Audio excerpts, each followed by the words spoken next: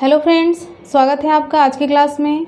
तो जैसा कि हम पढ़ रहे थे प्रोनाउन में हमने देखा था लास्ट क्लास में एम्फैटिक प्रोनाउन को। आज हम जानेंगे डिमॉन्स्ट्रेटिव प्रोनाउन को। तो चलिए जान लेते हैं डिमॉन्स्ट्रेटिव प्रोनाउन क्या है। डिमॉन्स्ट्रेटिव प्रोनाउन को हिंदी में कहते हैं संकेतवाचक सर्वनाम। तो इसका भी जैसा नाम है वैसा ही इसका काम है। इसकी परिभाषा को कहें तो बहुत ही सरल है।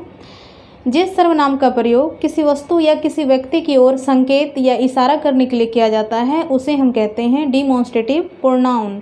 संकेतवाचक सर्वनाम संकेत करेगा किसकी ओर, तो किसी वस्तु या किसी व्यक्ति की ओर, ये इशारा करते हुए उसकी ओर बताता है।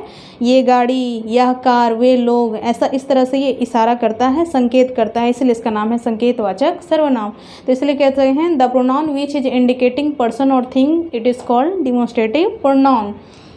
और डिमॉन्स्ट्रेटिव प्रोनाउन कितने हैं, तो मात्र 5। दिस, दैट, दिज, दोज और सच, ये 5 जो हैं ये प्रयोग किए जाते हैं या तो किसी वस्तु या तो किसी व्यक्ति के लिए या उसकी ओर, किसी वस्तु या किसी व्यक्ति की ओर संकेत करने के लिए दिस, दैट, दिज, दोज, सच को क्या कहते हैं, ये प्रयोग किया जाता है उसके लिए, इसलिए इसको कहते हैं संकेतवाचक सर्वनाम या डिमॉन्स्ट्रेटिव प्रोनाउन।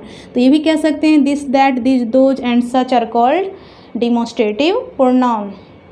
तो ये डिमॉन्स्ट्रेटिव प्रोनाउन है। 5 इसके उदाहरण हैं। इस किसी भी वाक्य में नज़र आते हैं। कब, ये पोजीशन का फ़र्क है क्योंकि डिमॉन्स्ट्रेटिव एडजेक्टिव भी होता है, तो जो भी कन्फ्यूजन होंगी उसे मैं क्लियर कर दूंगी। तो यहाँ पे आपको बताते हैं हम, देखिए यहाँ पे दिस और दिज, सबसे पहले इन दोनों को देख लेते हैं। जैसा कि मैंने कहा है कि ये किसी वस्तु या किसी व्यक्ति की ओर क्या करेंगे, संकेत करेंगे।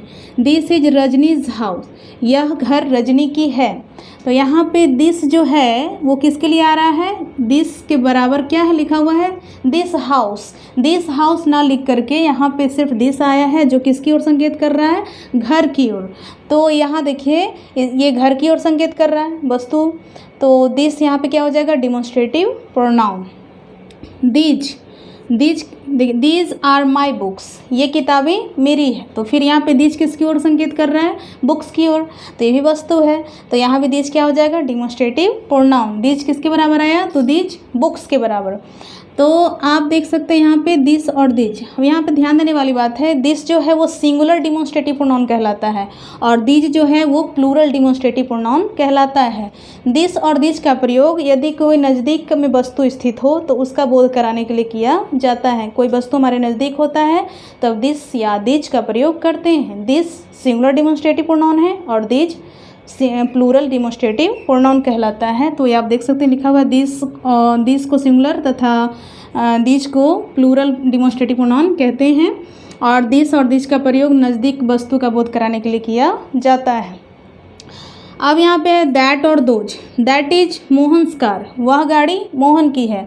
तो दैट के बदले यहाँ पे क्या आ रहा है, दैट किसके लिए, किसकी ओर संकेत कर रहा है, कार की ओर, दैट कार। तो आप देख सकते हैं फिर यहाँ पे वस्तु की ओर संकेत कर रहा है दैट, तो ये क्या हो जाएगा, demonstrative pronoun. Those are your couch, वह क्या है, दोज आर, वे गायें तुम्हारी है, वे गायें तुम्हारी है।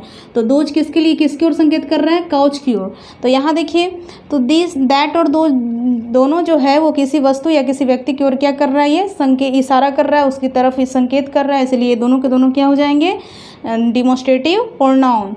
और यहाँ भी जान लीजिए दैट जो है वो सिंगुलर डिमॉन्स्ट्रेटिव प्रोनाउन है, दोज जो है वो प्लूरल डिमॉन्स्ट्रेटिव प्रोनाउन कहलाता है। दैट और दोज का प्रयोग कोई वस्तु हमारे दूर स्थित हो, दूरी में हो, तब उसके लिए हम दैट और दोज का प्रयोग करते हैं। अब बात कर लेते हैं 5वें हमारा डिमॉन्स्ट्रेटिव प्रोनाउन का जो है सच। अब सच का प्रयोग, सच जो है वो सिंगुलर और प्लूरल दोनों फॉर्म में इसका प्रयोग किया जाता है। सेंटेंस में या सिंगुलर नंबर में हो या प्लूरल नंबर में हो, उस स्थिति में सच का प्रयोग करते हैं। तो सच जो है वो सिंगुलर प्लूरल दोनों प्रोनाउन कहलाता है, singular plural both. Such is your mistake that nobody can forgive you, मतलब आपकी गलती ऐसी है जिसे कोई भी माफ़ नहीं कर सकता है। सच को हिंदी में कहते हैं ऐसा या ऐसी के लिए प्रयोग किया जाता है सच।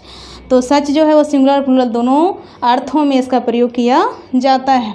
तो आप देख सकते हैं, हमेशा ध्यान रहे कि this, that, these, such, this, these, that, those और सच ये हमेशा वाक्य के प्रारंभ में हो और इनके तुरंत बाद नाउन नहीं आ रहा हो, तब ये कहलाएंगे डिमॉन्स्ट्रेटिव प्रोनाउन। अगर इनके तुरंत बाद नाउन आ जाए तो ये क्या हो जाएंगे, उस समय डिमॉन्स्ट्रेटिव एडजेक्टिव हो जाएंगे, जो कि हम एडजेक्टिव वाले क्लास में देखेंगे। इन दोनों में अंतर करेंगे उस समय जब एडजेक्टिव आएगा तब हम आपको बता देंगे क्लियरली कि ये कब होगा एडजेक्टिव और कब होगा प्रोनाउन।